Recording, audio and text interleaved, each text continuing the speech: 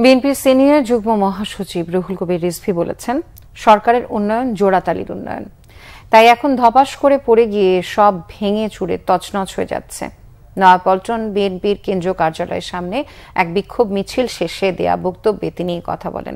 বিএনপির চেয়ারপারসন বেগম খালেদা জিয়ার নিঃশর্ত মুক্তি এবং গ্যাস, বিদ্যুৎ ও পানির দাম বাড়ানোর প্রতিবাদে রুহুল কবির রিজভীর নেতৃত্বে বিক্ষোভ মিছিল করেন বিএনপি এবং অঙ্গ সহযোগী সংগঠনের নেতাকর্মীরা।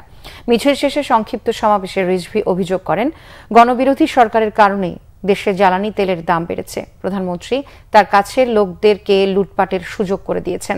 তারা হিন্দুদের জায়গা দখল করেছে, গরিব মানুষের জায়গা দখল করেছে, সরকারি বেনজিরকে দেশ থেকে যাওয়ার সুযোগ করে দিয়েছে জানিয়ে বিএনপির এই নেতা বলেন, একজন সরকারি কর্মকর্তার সন্তান স্ত্রীর নামে কিভাবে এত জমি ফ্ল্যাট আসলো।